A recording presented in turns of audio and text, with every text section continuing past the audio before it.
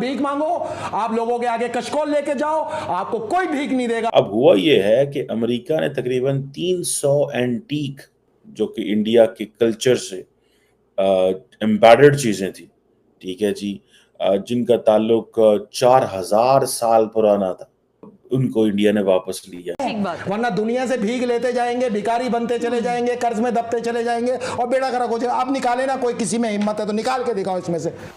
Biden Modi meeting के बाद ये अनाउंस किया गया है कि इंडिया चिप मैन्युफैक्चरिंग का हब बनने जा रहा है और वो पहला national security semiconductor fabrication plant बनाने लगा है। पाकिस्तान का नाज़रीन इस वक्त कौमी कर्जा जो है वो बढ़कर 71.24 ट्रिलियन रुपए तक पहुंच चुका है। तो आला सतही मीटिंग जो होगी उसके अंदर ये फैसला होगा कि पाकिस्तान को जनाब दे दी जाए पैसे और ना तड़पाया जाए। हर पाकिस्तानी शहरी, जो हम अभी बात कर रहे थे कि जब वो पैदा होता है तो पैदाइश से ही तकरीबन उस पे 2,95,000 रुपए का ये कर्ज आया होता है, यानी कि 3 लाख रुपए जब आप पैदा हुए तो 3 लाख रुपए के मकरूज हैं आप। अच्छा, मजे की बात यह है कि इंडिया ये चीजें बरतानिया से भी क्लेम करता है, जैसे Kohinoor and much more than that, ठीक है जी।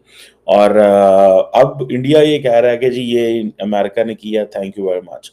अब इंडिया सिर्फ अपने लिए, अपनी आर्म्ड फोर्सेस के लिए ही चिप्स नहीं बनाएगा, बल्कि वो दुनिया भर के कंट्रीज़ के लिए। अब सीधे वीडियो के मेन भाग पर पहुंच सकते हैं। तो इस वीडियो में बात हो रही है किस तरीके से भारत की जो बहुत ही ऐतिहासिक धरोहर थी, जो किसी न किसी तरीके से स्मगलिंग से या ब्रिटिश दौर के टाइम पे कहीं ना कहीं से पहुंच गई हैं यूएस, और यूएस के म्यूज़ियम में रखी हुई हैं, उनको वो भारत को सौंपने के लिए तैयार हुआ है। और ये बहुत सारी ऐसी चीज़ें हैं जो हमारे लिए बहुत इम्पॉर्टेंट हैं, हमारे कल्चर को, हमारी हिस्ट्री के लिए बहुत इम्पॉर्टेंट हैं और बहुत पुरानी है। ये पहले पूरा वीडियो देखते हैं, वीडियो के बाद करते हैं इस टॉपिक पर बात।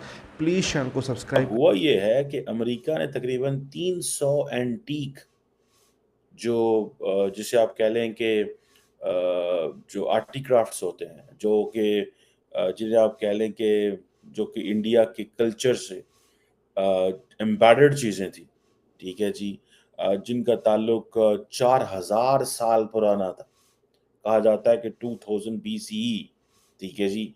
और 10वीं और 11वीं जो CE से भी जिनका ताल्लुक था, और उन सारी चीज़ों को इंडिया ने वापस जो है, ये तमाम आर्कियोलॉजिकल जो पीस थे, उनको इंडिया ने वापस लिया है इंडिया से।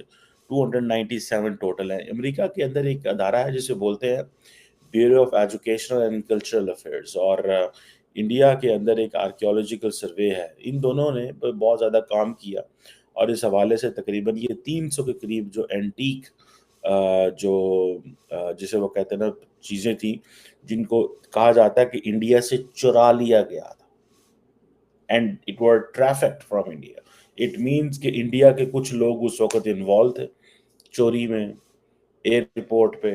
मतलब जैसे आपको पता है हमारे चीज़ें होती हैं कि बस तरीके तरीके से एयरपोर्ट में करप्शन वगैरह ये वो, तो वो चीज़ें चोरी की गई, वो चीज़ें अमेरिका आ गई। और जब अमेरिका आई, अच्छा मज़े की बात यह है कि इंडिया ये चीज़ें बरतानिया से भी क्लेम करता है, जैसे Kohinoor and much more than that, ठीक है जी। और अब इंडिया ये कह रहा है कि जी ये अमेरिका ने किया, थैंक यू वेरी मच। अब विल्मिंगटन डेलावेयर, जहाँ पे बाइडेन साहब का घर है, आपने देखा होगा बाइडेन साहब ने बड़ा वेलकम शेलकम किया है।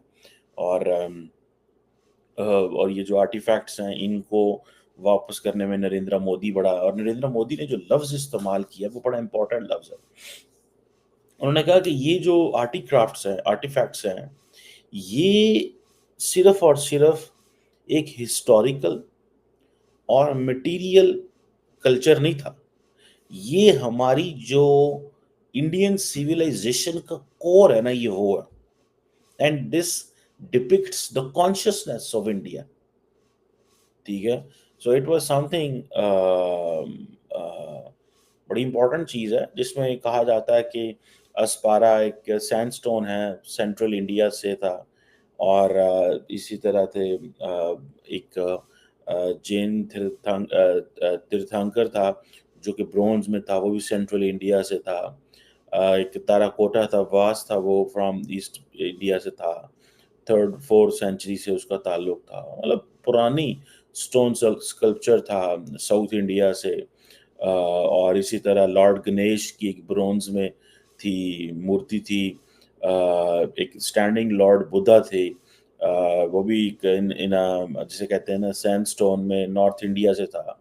एक लॉर्ड विष्णु की ब्रोंज की मूर्ति थी आई थिंक। और इसी तरह लॉर्ड कृष्णा की एक ब्रोंज की मूर्ति थी जो कि साउथ ऑफ इंडिया से चुराई गई थी।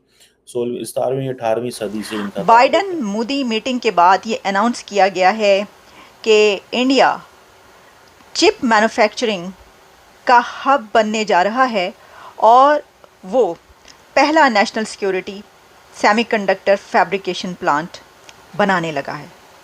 अब इंडिया सिर्फ अपने लिए, अपनी आर्म्ड फोर्सेस के लिए ही चिप्स नहीं बनाएगा, बल्कि वो दुनिया भर के कंट्रीज़ के लिए चिप्स प्रोवाइड करेगा, क्योंकि इंडिया, आप जानते हैं कि उस अलायंस में शामिल हो चुका है जो कि यूनाइटेड स्टेट्स के साथ कुछ कंट्रीज़ का chip manufacturing, chip assembling and chip providing एक अलायंस है। मैं आपको ये बताती हूँ कि ये जो अलायंस है उसमें कौन कौन से कंट्रीज़ शामिल हैं। उसमें शामिल है Indonesia, Costa Rica, Kenya, Mexico, Panama, the Philippines, Vietnam और अब इस अलायंस का हिस्सा बन चुका है भारत। अब आप ये देखें कि किसी ऐसे अलायंस में जब शामिल करने की बात की जाती है इंडिया को, जैसे कि नेटो अलायंस के लिए, कुछ अर्सा पहले इंडिया को इनवाइट किया गया, इंडिया को ऑफ़र की गई कि आप नेटो अलायंस का हिस्सा बने, ये वाली बात हुई थी और भारत ने इनकार कर दिया था। मोदी गवर्नमेंट ने कहा कि नहीं, डॉक्टर जयशंकर की तरफ से इसके ऊपर बात की गई, उन्होंने कहा कि उसका हिस्सा बनने का कोई फ़ायदा नहीं, हम किसी भी ऐसे अलायंस का हिस्सा नहीं बन सकते जिसमें जंगें हों और या जिसमें जो है आपको फिर इस तरह के स्टेप्स लेना पड़े जो कि आप जानते हैं कि क्या उसकी सिचुएशन है। लेकिन जब किसी ऐसे अलायंस में शामिल होने के लिए कहा जाता है तो इंडिया फ़ौरन कदम बढ़ाता है और चिप मेकिंग, सेमीकंडक्टर का हब बनने के लिए वो एक ऐसे अलायंस में शामिल होता है। अब इसके अंदर जो चिप मेकिंग या चिप मैन्युफैक्चरिंग, सेमीकंडक्टर। तो दोस्तों आपने देखा ये वीडियो देखने के बाद आप अपने सुझाव दीजिए किस तरीके से हमारी जो ऐतिहासिक धरोहर हैं, जो किसी न किसी तरीके से कहीं ना कहीं से भारत से बाहर चली गई थी ब्रिटिश दौर में या उसके बाद स्मगलिंग करके, ऐसी चीज़ें जो डेफिनेटली हज़ारों साल पुरानी हैं और कई चीज़ें तो ऑब्वियसली नष्ट कर दी गई हैं। आप अगर माने ना माने, इंडिया के इतिहास में अगर सबसे बड़ा इंडिया का कोई नुकसान हुआ है तो मेरे हिसाब से वो नालंदा विश्वविद्यालय की पुस्तकालय को आग लगाना मेरे हिसाब से सबसे बड़ा नुकसान है। ऑब्वियसली इंडिया का मतलब इंडिया के पास यूनिवर्सिटीज़ थी, महाविश्वविद्यालय थे, उनमें से नालंदा, तक्षशिला, इनके नाम आपने ऑब्वियसली बहुत सुने होंगे, इसके अलावा भी बहुत सारे थे। बट ये आप समझ लें कि आज से 2000 साल पहले लगभग थे और इनमें पुस्तकालय था जो कि सोचें आप उस पुस्तकालय में कितनी सारी ऐसे ज्ञान की चीज़ें रही होंगी जो संग्रहित करके रखी गई होंगी और उस पुस्तकालय में कितना सारा पुराना, मतलब उससे भी पुराना इतिहास रहा होगा और उसके बारे में टेक्नोलॉजी और ऐसी चीज़ें डेफिनेटली आज के लिए एक रिसर्च का एक बहुत बड़ा सब्जेक्ट बनती, तो वो हमारे लिए सबसे बड़ा नुकसान था। ऑब्वियसली उससे बड़ा कोई नुकसान नहीं हो सकता इंडिया की हिस्ट्री में मेरे हिसाब से। और भी रहे होंगे, शायद और भी रहे होंगे, तक्षशिला का भी पुस्तकालय रहा होगा और ऐसी चीज़ें रही होंगी, बट जो मुझे लगता है कि वो बहुत बड़ा नुकसान था।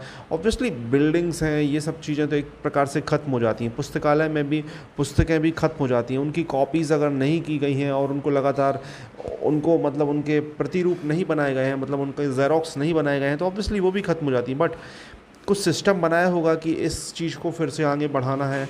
ऐसी चीज़ें जो हमें आज पता लगती हैं कि इतिहास में ये थी और इस तरीके के फॉर्मूले से ये चीज़ें चलती थी, तो ऑब्वियसली हमारे लिए बहुत बड़ी अचीवमेंट होती है। आपको क्या कहना है?